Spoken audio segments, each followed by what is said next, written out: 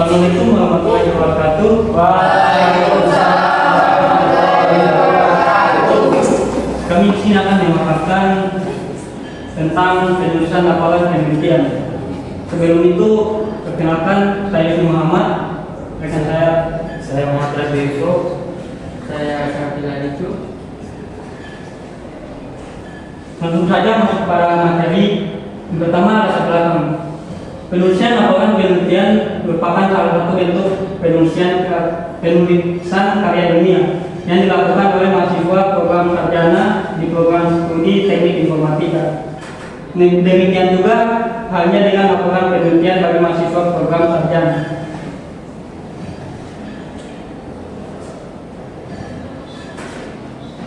Struktur penulisan laporan.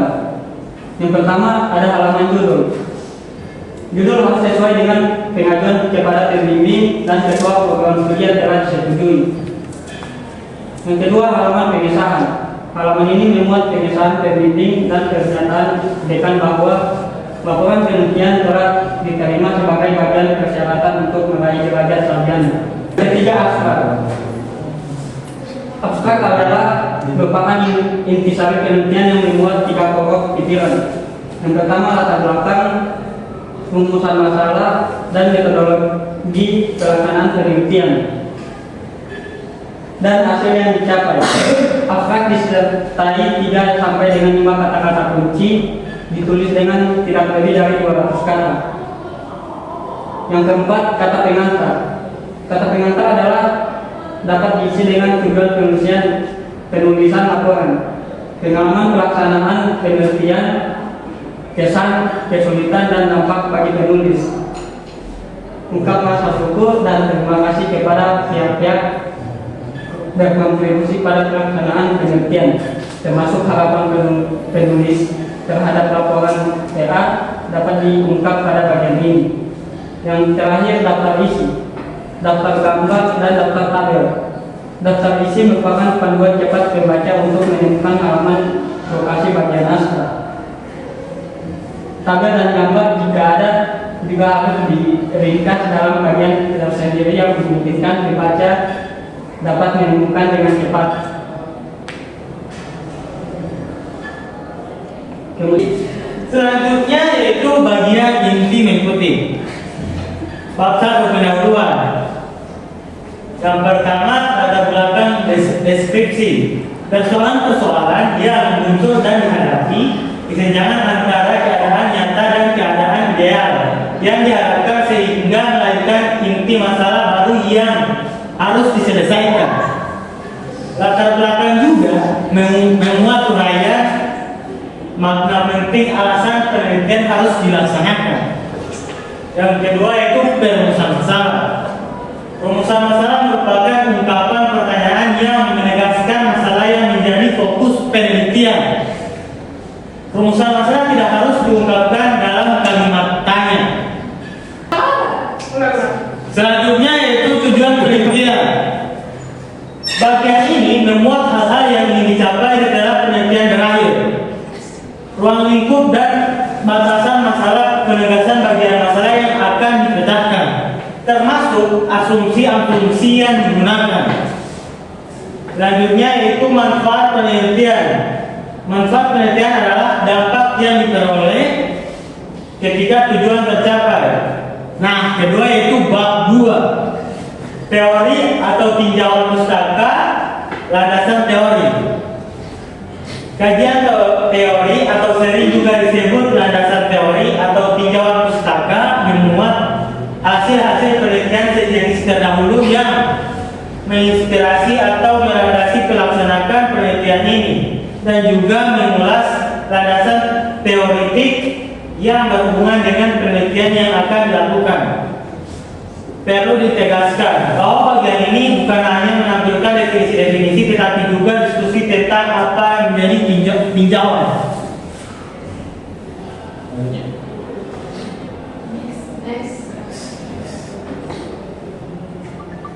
Selanjutnya yaitu bab 3, metodologi penelitian. Nah, bagian ini menguraikan langkah-langkah penyelesaian masalah. Langkah-langkah ini harus disesuaikan dengan Bab 4, hasil dan pembahasan. Bagian ini menyajikan hasil-hasil yang diperoleh dan cara pencapaiannya. Uraian harus komprehensif namun tetap ringkas dan pada pembahasan hasil penelitian meliputi kelebihan dan kekurangan saat pengujian. Selanjutnya yaitu bab 5, kesimpulan dan saran. Terakhir, kesimpulan merupakan rangkuman hasil yang dicapai dan merupakan jawaban atas unsur masalah. Saran, bagian ini menguraikan saran-saran yang perlu diperhatikan berdasarkan keterbatasan yang ditemukan dan asumsi yang dibuat, termasuk saran untuk pengembangan lebih lanjut.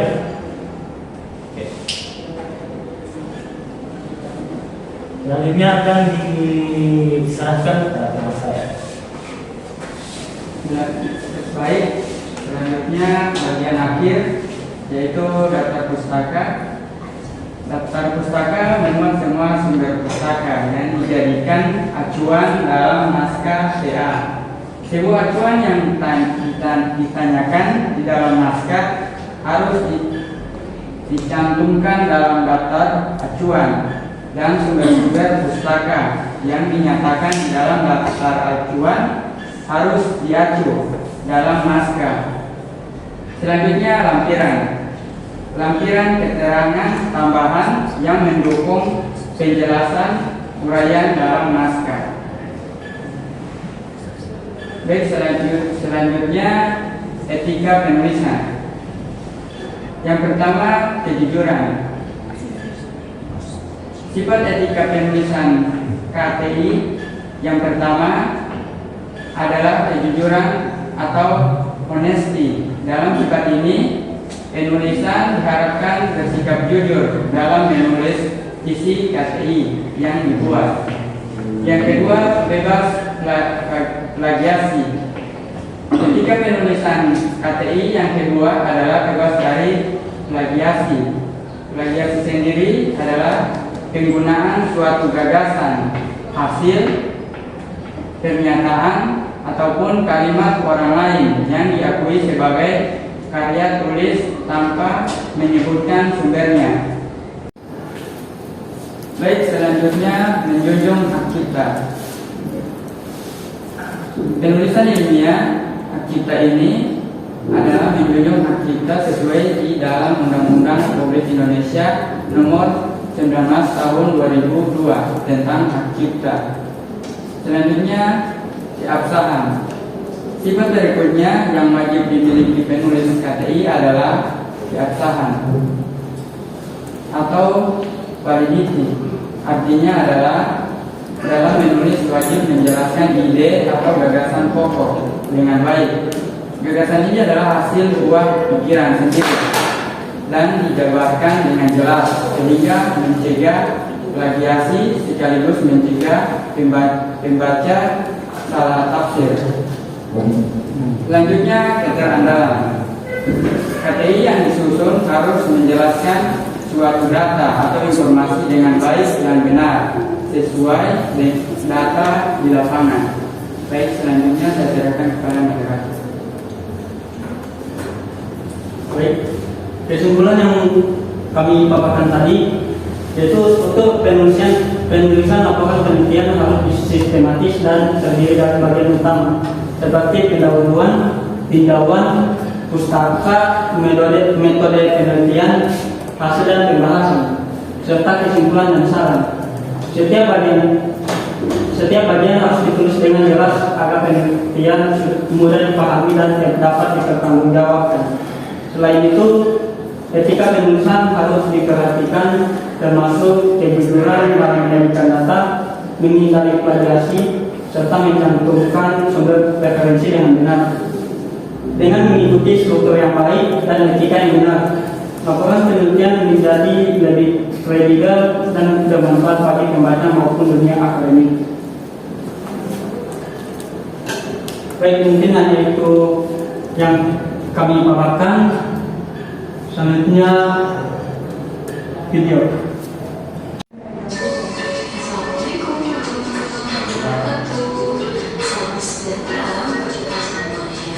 Apa kabar anak-anak hebat?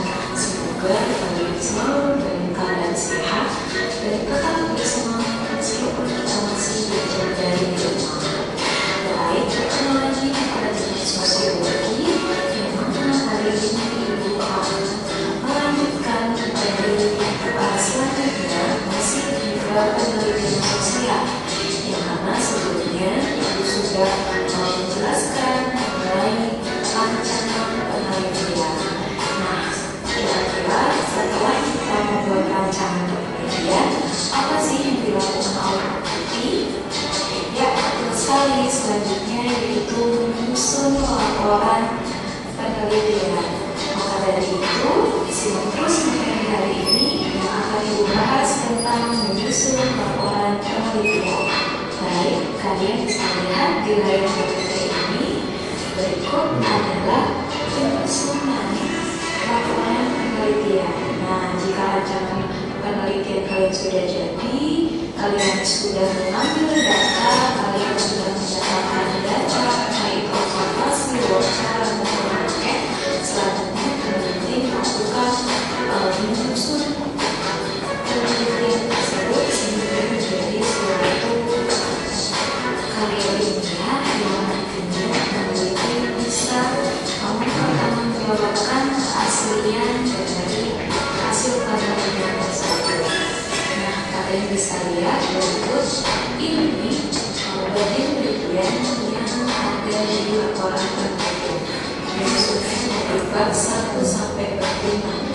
Bab 1 ini merupakan bab pendahuluan yang berisikan latar belakang rumusan masalah, tujuan penelitian serta manfaat penelitian. Yang kedua, di bab kedua ini kajian teori. Nah, kajian teori ini berisikan teori-teori sosiologis yang menyangkut tema atau topik yang akan kalian bahas. Selanjutnya di bab ketiga itu ada metodologi penelitian. Nah, di bab 3 ini berisikan jenis dan subjek penelitian, metode pengumpulan data, prosedur pengumpulan data, serta analisis data. Selanjutnya di bab 4, nah di bab 4 ini baru deh hasil dari data-data yang sudah kalian ambil. Nah, itu dibahas di bab 4 atau di hasil penelitian, berisikan pembahasan dari rumusan masalah, ya. Terus yang terakhir ada bab 5. Bab 5 ini bab penutup. Nah, di bab penutup ini berisikan kesimpulan dan penerapan. Pada bab 1 atau di pendahuluan terdapat latar belakang masalah. Nah, di latar belakang masalah ini peneliti mengungkapkan alasan memilih suatu masalah atau topik yang akan menjadikan bahan penelitian. Ya, mengapa masalah itu perlu diteliti dan apa yang melatar belakangi peneliti untuk melakukan penelitian hal ini. Nah, di sini kalian menulisnya di latar belakang masalah. Berikutnya ada rumusan masalah. Masih ingat ya, rumusan masalah ini berisikan pertanyaan. Nah, pertanyaan ini yang nantinya akan dicari tahu, diambil datanya oleh si peneliti. Nah, jangan lupa menggunakan kalimat tanya. Berikutnya ada tujuan penelitian. Nah, berisikan tujuan dari rumusan pertanyaan. Contohnya ada rumusan masalah, si peneliti ingin mencari tahu apa saja sih faktor-faktor yang mempengaruhi perilaku tawuran pelajar. Nah, kalian bisa menuliskan tujuan kalian untuk meneliti ini karena apa ya? Tentunya di sini tujuannya ingin mengetahui faktor-faktor yang mempengaruhi perilaku tawuran pelajar. Dan terakhir di bab 1 ada manfaat penelitian. Manfaat penelitian ini mempunyai kegunaan nyata dari hasil yang akan dicapai melalui suatu penelitian. Contohnya tadi masih dalam topik tawuran pelajar, misalnya si peneliti menuliskan manfaat di penelitiannya itu agar penelitiannya ini bermanfaat bagi para orang tua maupun khususnya pihak sekolah untuk bagaimana mengatasi perilaku tawuran pelajar melalui penelitian yang sudah dibuat. Nah, berikut ini masuk ke bab 2 atau di bab kajian teori.